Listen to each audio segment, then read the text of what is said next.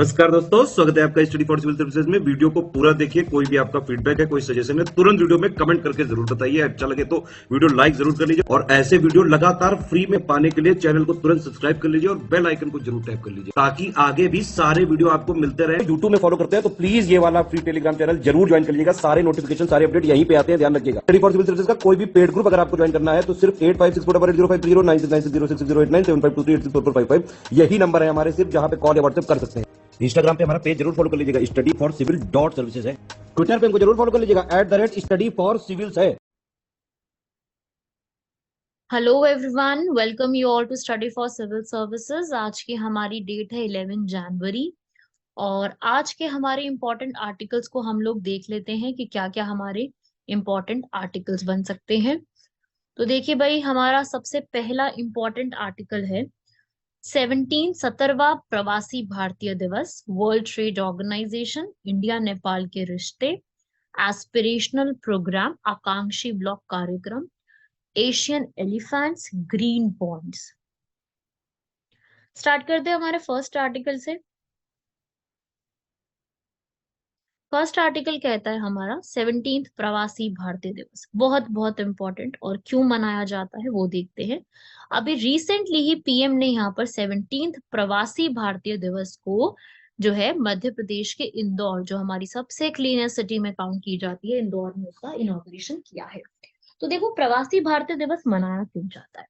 प्रवासी भारतीय दिवस 9 जनवरी को मनाया जाता है ताकि जितने भी भारत की जो हमारी बाहर रहने वाली प्रवासी लोग हैं उनका जो कंट्रीब्यूशन है, क्या कंट्रीब्यूशन है, वो भारत में रेमिटेंसेस भेजते हैं, तो उस कंट्रीब्यूशन के लिए यहाँ पर जो है वो ये प्रवासी भारतीय दिवस मनाया जाता है।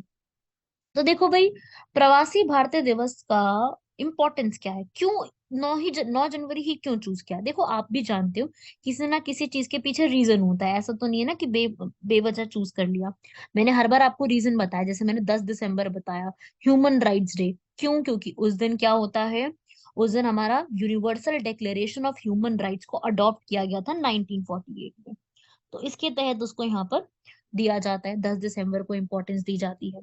तो ऐसी 9 जनवरी को इम्पोर्टेंस क्यों दी जाती है, क्योंकि 9 जनवरी को महात्मा गांधी 1915 में साउथ अफ्रीका से अपनी लॉ की पढ़ाई करके और लॉ का केस सॉल्व करके और वहां पे सत्याग्रह करके बोयर वॉर के बाद यहाँ पे भारत आते हैं 1915 में। इसलिए 9 जनवरी को यहाँ पर प्रवासी भारतीय दिवस के रूप में मनाया जाता है, जो कि यहाँ पर जो है ये 2003 से इफेक्ट में आया था, लागू किया गया था, लेकिन 2015 से इसको संशोधित किया गया और हर 2 साल में इसको मनाने का फैसला यहाँ पर सरकार ने किया, जिसके तहत सरकार यहाँ पे प्रवासी भारतीय सम्मान भी यहाँ पे देती है, जो कि एनआरआई को दिया जाता है, जो भारत का निवासी नहीं है, मतलब एनआरआई है, सॉरी, भारतीय मूल के व्यक्ति को यहाँ पर ये प्रोवाइड किया जाता है। ठीक है। सो इसमें क्या होता है, अभी रिसेंटली क्या हुआ है इसके अंदर, उसमें यहाँ पर जो है पीएम मोदी ने यहाँ पर एक स्टैम्प रिलीज करी है जिसका क्या हेडिंग है, सुरक्षित जाए प्रशिक्षित जाए।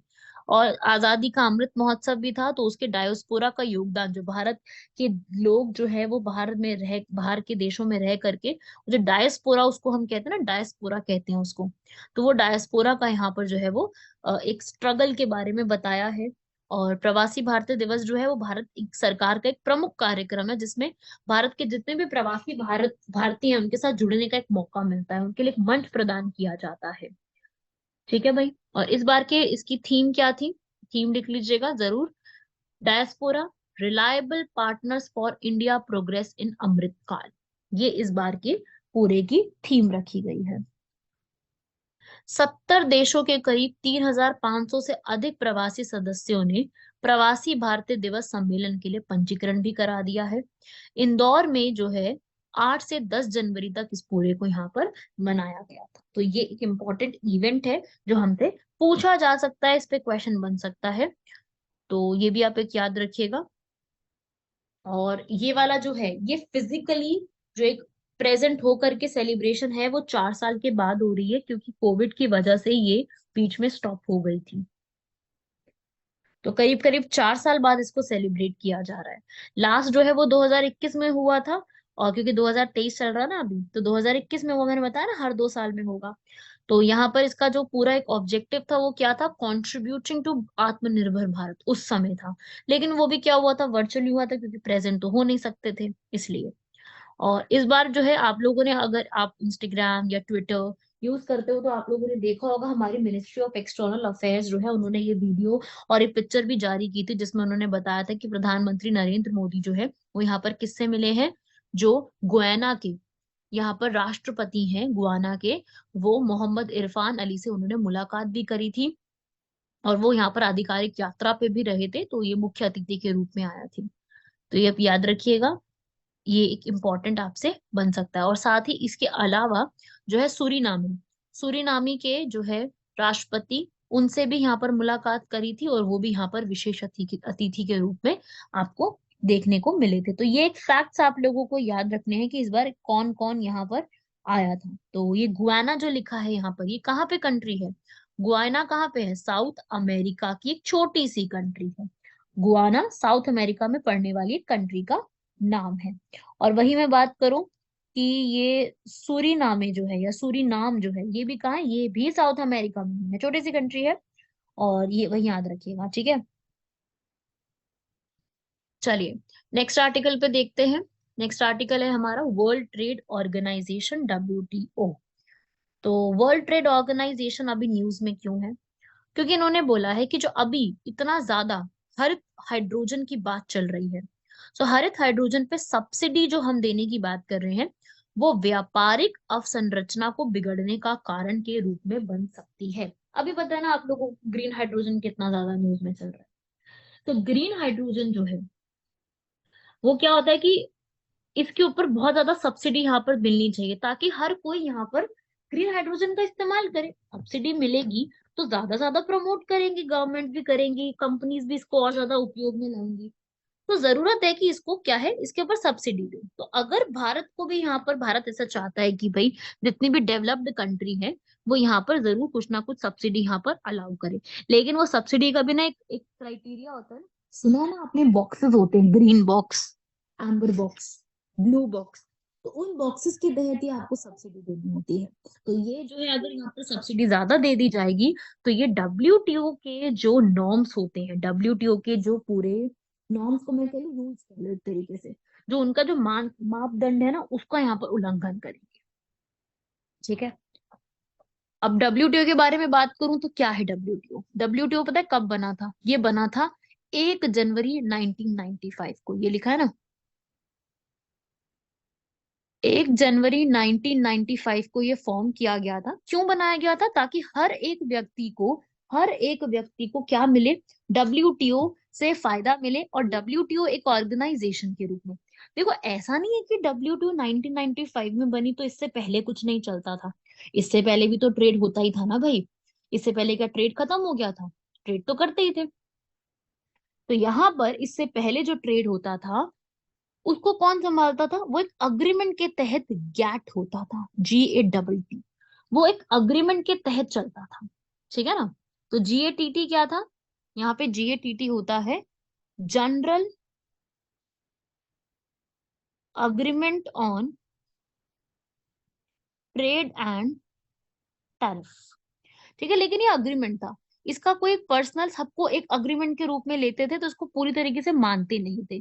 तो अब ये जो है यहाँ पर, ये अब WTO बनाया गया, जिसके हेडक्वार्टर्स जेनेवा स्विट्जरलैंड में रखे गए हैं।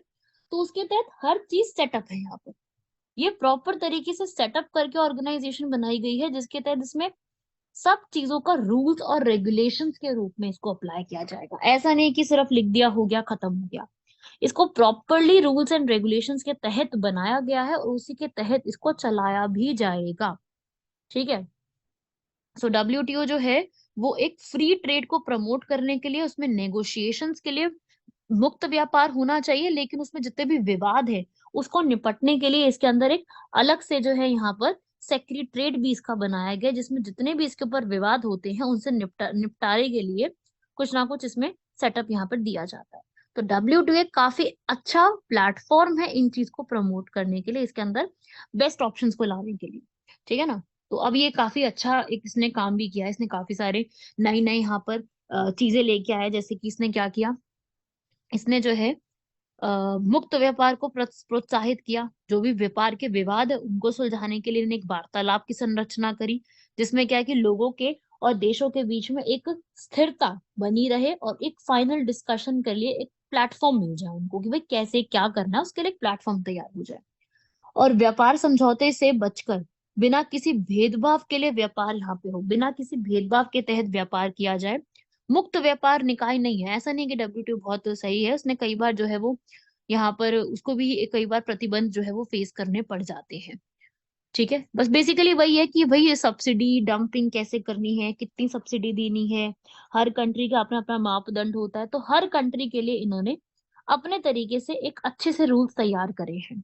ठीक है, सो क्या होता है ना कि अगर फ्री ट्रेड होता है, मुक्त व्यापार होता है, तो उससे क्या होता है कि टैरिफ हट जाते हैं उस पे से, तो इम्पोर्ट जो होता है लागत, जो आयात लागत होती है वो कम हो जाती है। और साथ ही साथ कॉस्ट कटिंग होती है, गुड क्वालिटी प्रोडक्ट्स मिलते हैं। क्यों, क्या होता है कि एक डोमेस्टिक घरेलू में एक एरिया में घरेलू एकाधिकार होता है, तो वो घरेलू एकाधिकार हट करके क्या होता है, विदेशी फर्म भी आती है, तो लोगों को प्रतिस्पर्धा कंपटीशन का भी सामना करना पड़ता है।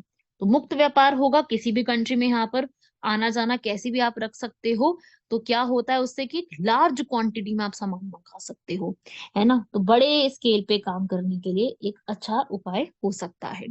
और इसमें क्या होता है, ये कार और हवाई जहाज निर्माण जैसे उच्च निश्चित लागत वाले उद्योगों के लिए काफी महत्वपूर्ण है। इसके अंदर टोटल 164 मेंबर्स हैं, जो पूरे विश्व का 98% का व्यापार यहाँ पे आता है, और बाकी और 20 कंट्रीज भी इसमें जुड़ने की काफी ज्यादा इच्छा यहाँ पे जाहिर कर चुकी है, इंक्लूड होने के लिए यहाँ पे अपने आप को कह चुकी हैं।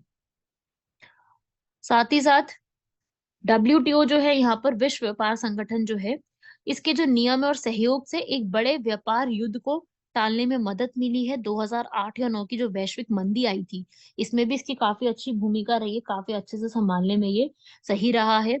और 1930 के दशक में जहाँ व्यापार युद्ध छिड़ने से वैश्विक व्यापार में जो गिरावट आई थी, उसको भी इन्होंने यहाँ पर संभालने के लिए काफी अच्छा काम किया है। सो इन्होंने काफी ये चीज अच्छी करी है। लेकिन ये है कि भाई आज भी इनको क्रिटिसाइज काफी किया जाता है।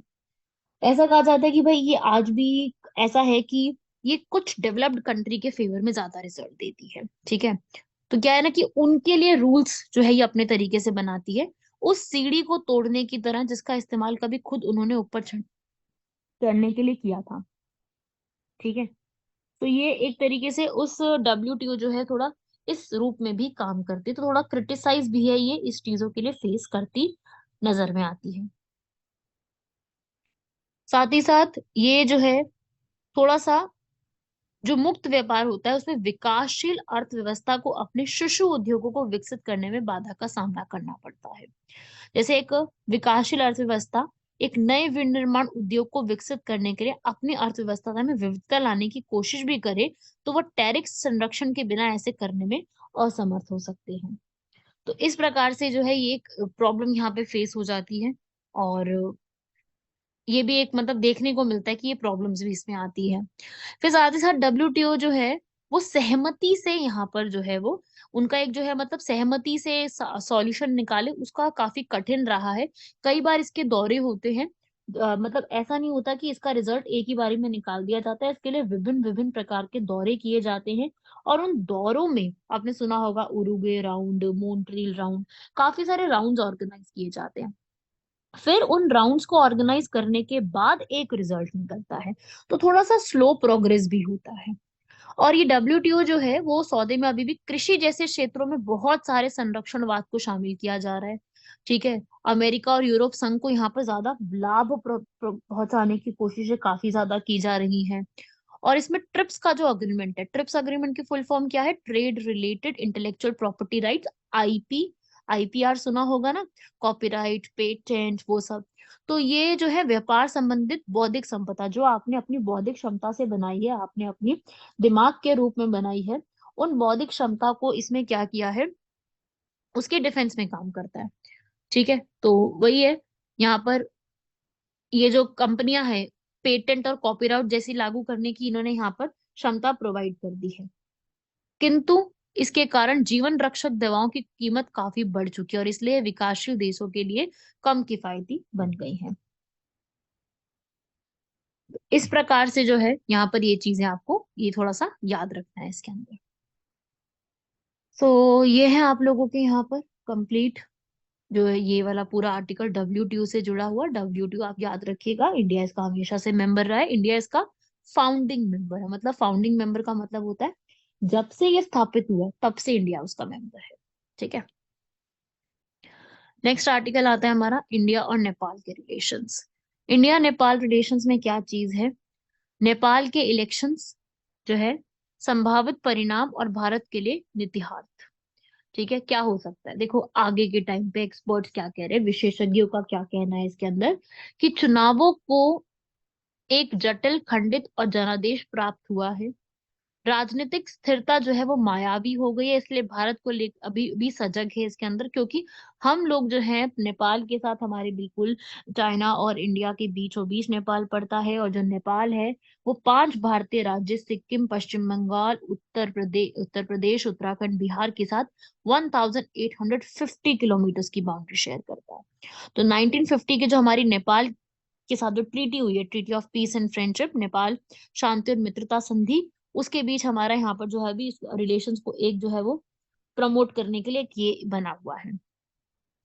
और साथ ही साथ नेपाल इस संधि के अकॉर्डिंग जो है जितने भी हमारे नेपाली हैं वो भारत में आकर के भारत की सुविधाओं का लाभ उठाना, भारत में रहना, भारत के लोगों से शादी करना, दोनों कंट्रीज में सेम अलाउड है। और आज के समय में करीब 80 लाख नेपाली नागरिक जो हैं वो भारत में निवास भी करते हैं और भारत का जो है रोजगार वो भी यहीं से लेते हैं। ठीक है।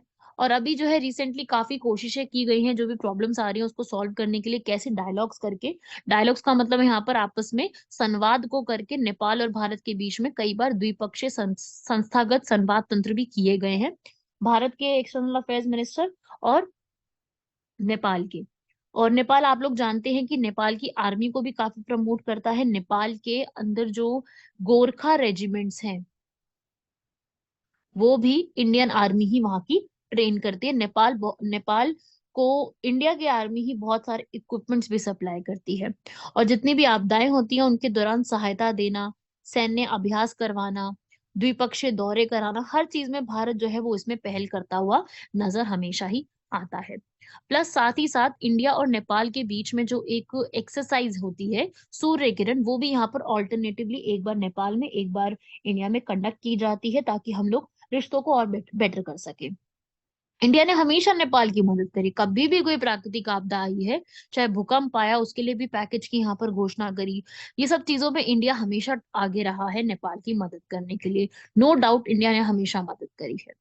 2018 में भी हम लोगों ने जो है कृषि और अनुसंधान, विकास और शिक्षा के सहयोग में नई नई परियोजनाओं पर यहाँ पर निर्माण किया था, जिसमें नाम है भारत नेपाल नई कृषि भागीदारी।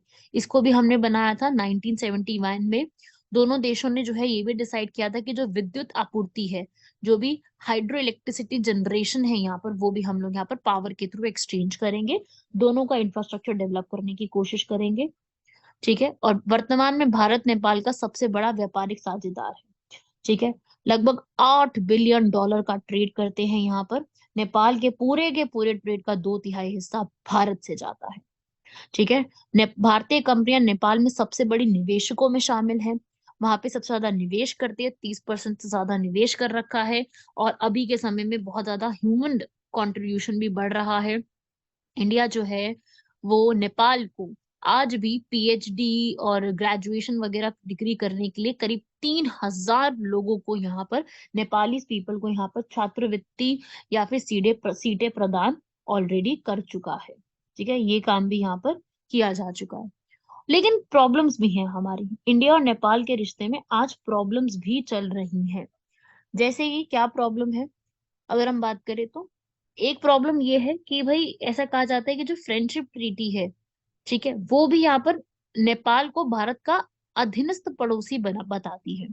प्लस साथ ही साथ देखो हम दोनों कंट्री कैसे शेयर करती हैं आपस में, ओपन बॉर्डर को शेयर करती हैं। तो ओपन बॉर्डर होने की वजह से दोनों कंट्री जो है यहाँ पर एक विशाल और खुली सीमा के कारण, अब देखो यार ओपन बॉर्डर होगा तो सिक्योरिटी इश्यूज भी प्रॉब्लम करेंगे ना, तो सुरक्षा के खतरे की यहाँ पे बहुत प्रॉब्लम होती है। और ये भी देखा गया है कि जो नेपाल है वो भारतीय नागरिकों के साथ समान व्यवहार नहीं करता है। ठीक है। प्लस इंडिया जो है आज के समय में किस पे सबसे ज्यादा फोकस करती है, बिम्स्टेक के ऊपर। इंडिया सबसे ज्यादा अभी प्रेजेंटली बिम्स्टेक, ब्रिक्स, इन सब ऑर्गेनाइजेशंस पे फोकस करती है। हम सार्क पे फोकस ज्यादा नहीं करते हैं। तो सार्क पे हमारा फोकस नहीं है, ये चीज जो है वो नेपाल के लोगों को या नेपाल के लीडर्स को कुछ ज्यादा अच्छे से पसंद नहीं आई है। तो ये भी एक चीज देखने को मिल रही है। प्लस साथ ही साथ जितने भी प्रोजेक्ट्स हैं, जो भी हम डेवलपमेंटल प्रोजेक्ट्स चला रहे हैं, उनको बहुत अच्छे तरीके से तो यहाँ पर चलाया नहीं जा रहा है, बहुत स्लो प्रोग्रेस है। जैसे पंचेश्वर, महाकाली, नेपाल में जो है ना कभी इसके ऊपर जो है अनिच्छा रही है।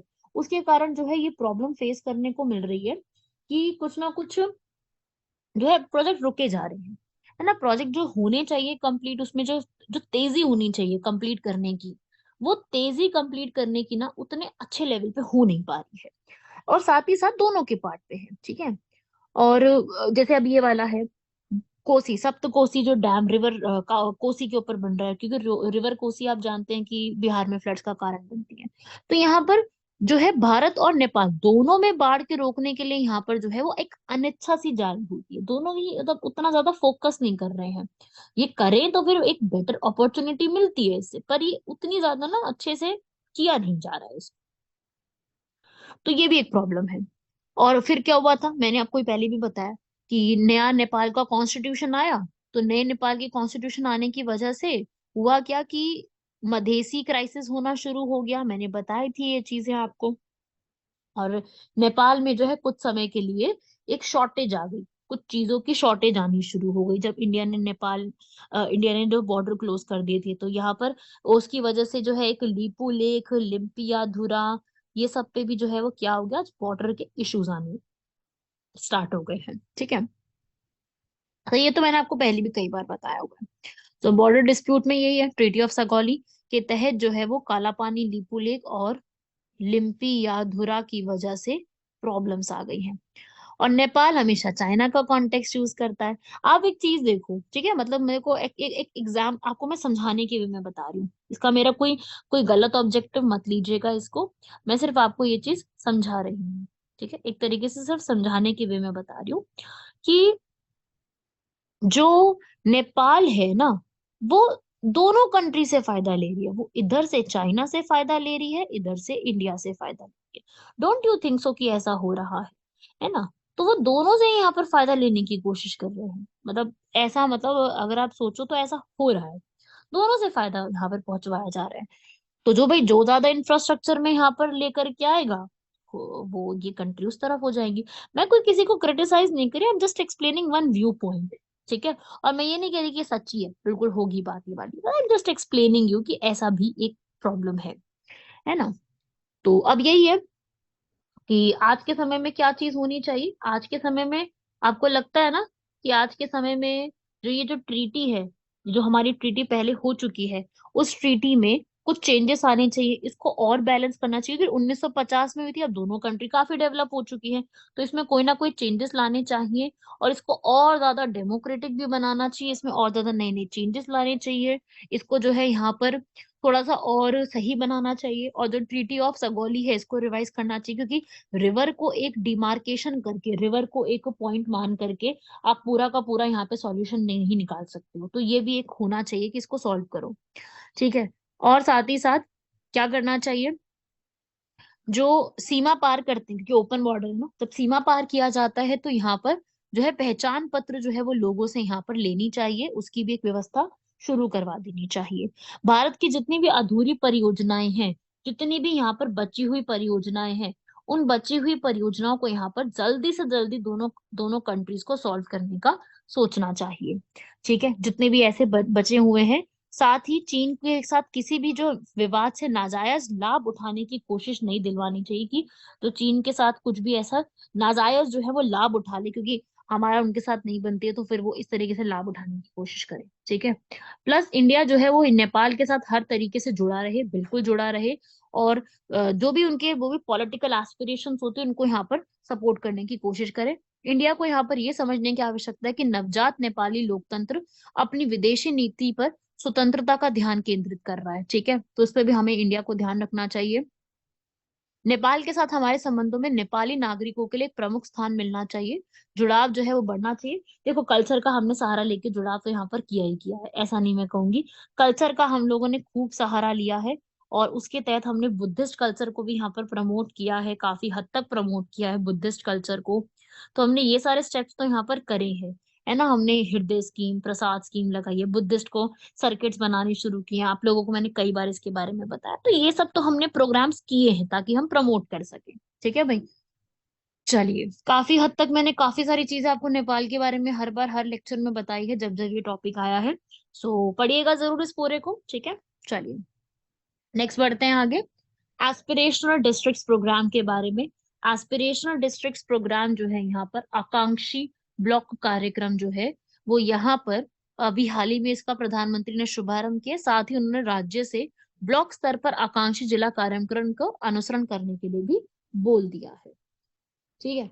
सो अभी क्या है, एस्पिरेशनल डिस्ट्रिक्ट प्रोग्राम यहाँ पर जो है अभी ब्लॉक प्रोग्राम, ये पहले डिस्ट्रिक्ट प्रोग्राम चल रहा था ना, डिस्ट्रिक्ट प्रोग्राम के साथ साथ ब्लॉक प्रोग्राम भी चलेगा। Aspirational block programme, district programme तो ऑलरेडी चल ही रहा था, अब इसमें कौन सा आ रहा है, एस्पिरेशनल ब्लॉक प्रोग्राम। सो इस ब्लॉक प्रोग्राम को भी जो है 2022-23 की पिछले साल की जो बजट स्पीच थी उसमें बोला था, जिसमें क्या बोला था कि जितने भी ऐसे ब्लॉक हैं जो अभी डेवलप नहीं हुए और उनको जिनको डेवलप करने की ज्यादा जरूरत है उनको लेके आएंगे। इसके लिए इन्होंने कितनी चीजें लेके आई थी, 500 से ज्यादा ऐसे ब्लॉक्स को इन्होंने आइडेंटिफाई किया था जिनको अभी डेवलप करने की जरूरत है, जिन पे फोकस करने की जरूरत है। किसने किया, नीति आयोग। ये एस्पिरेशनल डिस्ट्रिक्ट प्रोग्राम भी नीति आयोग लाई है, ठीक है। तो नीति आयोग का काम यही, नीति आयोग जो कि 2015 में बनी थी 1 जनवरी को, प्लानिंग कमीशन को रिप्लेस करके, इसके जो चेयरमैन होते हैं वो कौन होते हैं, हमारे प्राइम मिनिस्टर होते हैं। तो ये यही काम करती है नीति आयोग। यहाँ पर क्वार्टरली इनकी रैंकिंग निकालती है कि भाई इन्होंने एजुकेशन, न्यूट्रिशन, हेल्थ, शिक्षा में या एजुकेशन को प्रमोट करने के लिए क्या नए नए स्टेप्स को यहाँ पर इन्होंने लेकर के आए हैं। तो उन नए स्टेप्स के ऊपर जो है यहाँ पर ये बताते हैं कि भाई ये नई नई चीजें हैं, नई चीज खोजी है या ऐसे है, या इसमें एक क्या लेके आती है, एक तरीके से आप कह लो, एक तरीके से मैं एक वर्ड यूज कर सकती हूँ इसके लिए मैं कह सकती हूँ कॉम्पिटिटिव फेडरलिज्म। ये कॉम्पिटिटिव फेडरलिज्म को प्रमोट करती है। कॉम्पिटिटिव फेडरलिज्म क्या होता है, जो जब स्टेट्स के बीच में ना रैंकिंग लेके आओ, अब स्टेट्स के बीच में रैंकिंग होगी तो हर स्टेट एक दूसरे से आगे बढ़ने की कोशिश करेगी।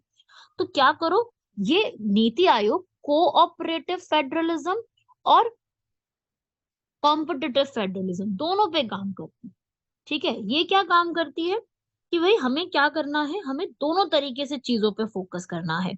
हमें कोऑपरेशन भी बढ़ाना है स्टेट स्टेट के बीच में, और हमें कंपटीशन भी बढ़ाना है। तो कंपटीशन कैसे बढ़ा सकते हैं, हम कंपटीशन बढ़ा सकते हैं जब उनके लिए रैंकिंग्स निकालेंगे, है ना। तो एस्पिरेशनल ब्लॉक प्रोग्राम वो, देखो भाई ऑब्जेक्टिव क्या है कि पहले ब्लॉक एक डेवलप होगा, ब्लॉक डेवलप होगा तो एक पूरा जिला डिस्ट्रिक्ट डेवलप होगा, डिस्ट्रिक्ट डेवलप होगा तो पूरा शहर होगा, सिटी होगी, सिटी डेवलप होगी तो पूरा राज्य स्टेट डेवलप होगा, और उसके बाद फिर क्या डेवलप हो जाएगा, हमारा प्यारा भारत डेवलप होगा। तो ये इसकी एक पूरा प्रोग्राम है जो कि एस्पिरेशनल डिस्ट्रिक्ट प्रोग्राम के बेस पे चल रहा है। एस्पिरेशनल डिस्ट्रिक्ट प्रोग्राम भी यहाँ पर 2018 में शुरू हुआ था, जिसका ऑब्जेक्टिव था कि डिस्ट्रिक्ट्स को हम कैसे क्वालिफाइड कर सकते हैं, उसमें नई नई चीजों को जोड़ करके, उसमें नए नए पॉइंट्स को ऐड करके हम उसको कैसे इम्प्रूव कर सकते हैं, वो ही इसका पूरा ऑब्जेक्टिव है, ठीक है भाई। तो ये आप याद रखिएगा, इस पूरे का ऑब्जेक्टिव क्या है। और यही है, इसके अंदर क्या है, इसका उद्देश्य क्या है कि जन आंदोलन की भावना के साथ साथ जिलों में प्रतिस्पर्धा बढ़ाएंगे। अगर हम कंपटीशन को इंक्रीज करेंगे, जिलों में कंपटीशन इंक्रीज करेंगे तो ऑब्वियस सी बात है लोगों के अंदर जो है वो एक कंपटीशन की भावना आएगी और एक दूसरे से आगे बढ़ने की कोशिश की जाएगी। इसके अंदर 115 जिलों को सिलेक्ट किया गया था 28 राज्यों से, और यहाँ पर 115 जिले जो भी यहाँ पे सिलेक्ट किए गए थे उनको हर बार जो है एक रैंकिंग प्रोवाइड की जाती है, और उस रैंकिंग के तहत उनको डिसाइड किया जाता है कि उनको हम क्या क्या उनके लिए स्टेप्स रहेंगे, ठीक है। वो रैंकिंग डिसाइड की जाती है पूरी, और इसी में ही ये सब कुछ नीति आयोग के अंडर है, ठीक है। नीति आयोग आप समझ रहे हैं ना, सारा कुछ नीति आयोग के अंडर है। और इसी में ही नीति आयोग यहाँ पर और क्या क्या निकालती है, ये देखो। नीति आयोग इसके लिए एक सूचकांक, समग्र सूचकांक यहाँ पर डेवलप करती है, जिसमें हमारी सामाजिक आर्थिक जाति जनगणना को ऑर्गेनाइज किया जाता है। स्वास्थ्य शिक्षा के क्षेत्र में किसकी क्या यहाँ पर प्रमोशन है वो सब ऑर्गेनाइज किया जाता है। केंद्रीय मंत्रालय राज्य सरकारों के साथ मिलकर के ये काम करती है। और इसमें क्या है, 5 चीजों के ऊपर यहाँ पर यह है इसका आंकलन किया जाता है। कौन सी? स्वास्थ्य और पोषण के ऊपर, शिक्षा के ऊपर, कृषि जन संसाधन, वित्तीय समावेश फाइनेंशियल इंक्लूजन, हर एक को इम्प्रूव करना, फाइनेंशियल इंक्लूजन, कौशल विकास और अवसंरचना। हर एक पॉइंट के ऊपर क्या डिस्कस करते हैं, नीति आयोग के जो है वो यहाँ पे रैंकिंग्स निकाली जाती है। ठीक है, तो ये था आपका पूरा, ये देख लीजिए, आप यहाँ पे पढ़ सकते हैं। ये है आपका पूरा आर्टिकल जो मैं आपको समझाना चाह रही हूँ, वो ये है इस प्रकार से। ठीक है, तो ये है इसका फोकस। ठीक है भाई, चलिए बढ़ते हैं हमारे 5th आर्टिकल की तरफ। एशियन एलिफेंट्स के ऊपर, एशियन एलिफेंट्स के ऊपर ये न्यूज आई है कि एशियन एलिफेंट्स जो है वो बहुत ज्यादा अमाउंट में अपना जो है, अपने जो वास स्थल है, जो उनके हैबिटेट है नीलगिरी में, उनको वहां से जो है अपना खाली होना पड़ा। क्यों? देखो भाई, वेस्टर्न घाट सबको पता है, पश्चिमी हमारा जो घाट है 1600 किलोमीटर तक की जो इसकी लेंथ है, यहाँ पे ये बना हुआ है। और उसके बाद जो आता है एक पाला घाट, पाला घाट गैप जो है, नॉर्थ और साउथ के एलिफेंट्स की यहाँ पर एक जो है वो एक गैप लेके आता है, पाला घाट गैप, पलक्कड़ गैप भी कहते हैं। पाला घाट गैप को पलक्कड़ गैप के नाम से भी जाना जाता है। तो यहाँ पर क्या है ना कि गैप है जो कि कृषि को यहाँ पर कई रूप में जो है वो क्या कर रहा है, उसको ट्रांसफॉर्म करने की कोशिश कर रहा है। तो पश्चिमी घाट के उत्तरी भाग में नीलगिरी बायोस्फीयर रिजर्व बना हुआ है, जो है ऊपर के रीजन में। और इसके आसपास जितने भी संरक्षित क्षेत्र है उसमें जंगली हाथियों की जो आबादी है वो बहुत ज्यादा रहती है। तो पलक्कड़ गैप जो है वो यहाँ पर एक ब्रेक है वेस्टर्न घाट्स में। और इसके अंदर ही जो है यहाँ पर काफी ज्यादा एलिफेंट्स भी रहते हैं। यहाँ पर मानव बस्ती और कृषि गतिविधियों के कारण जो यहाँ पर हाथियों की आवाजाही है वो यहाँ पर काफी ज्यादा उसके अंदर बाधा यहाँ पर उत्पन्न देखने को मिली है। सो आपको ये पता होना चाहिए कि एशियन एलिफेंट्स जो है उनका आईयूसीएन स्टेटस क्या है, लुप्त प्राय, एंडेंजर्ड है। साथ ही साथ जो हमारे एशियन एलिफेंट्स हैं वो यहाँ पर कहाँ रहते हैं, घास के मैदान में, उष्ण कटिबंधीय सदाबहार वनों में, ये सब में इनका झाड़ियों में निवास होता है। प्लस जो एलिफेंट्स हैं यहाँ पर वो काफी ज्यादा अमाउंट में फैले हुए हैं यहाँ पर। और ये जो है काफी बड़ी स्पीशीज है, अम्ब्रेला प्रजाति के रूप में जाना जाता है, क्योंकि इनका जो कंजर्वेशन है वो भी यहाँ पर काफी ज्यादा अमाउंट में किया जाता रहा है। सो याद रखिएगा, इनको काफी बड़ी स्पीशीज कहा जाता है। एशियाई हाथी समाज में अच्छी तरह से परिभाषित हैं, ये काफी ज्यादा अमाउंट में यहाँ पर रहते हैं, चाहे फीमेल हो मेल हो, सारे एक साथ यहाँ पर रहते हैं। और साथ ही काजीरंगा नेशनल पार्क में भी इनकी पॉपुलेशन जो है वो अच्छी खासी है। काजीरंगा नेशनल पार्क में भी ये काफी अच्छे अमाउंट में रहते हैं। ठीक है, और ज्यादातर जो है इनका हिस्सा, वो 50% से ज्यादा जो इनका हिस्सा है वो इंडिया में ही देखने को मिलता है। ठीक है, चलिए आगे बढ़ते हैं। अगला आर्टिकल है हमारा, वो है ग्रीन बॉन्ड्स के ऊपर। अभी जो है आरबीआई यहाँ पर for the first time, RBI ने पहली बार 8,000 करोड़ रुपए की 2 किश्तों में 16,000 करोड़ के ग्रीन बॉन्ड को यहाँ पर जारी करने का घोषणा की है। ठीक है, ग्रीन बॉन्ड्स क्या होते हैं, जो कि एक परफेक्ट यहाँ पे बॉन्ड इशू किए जाएंगे, किसके लिए? ग्रीन का मतलब पर्यावरण के लिए। तो पर्यावरण के ये काम के लिए फिक्स्ड अमाउंट में ग्रीन बॉन्ड्स को यहाँ पर इशू किया गया है।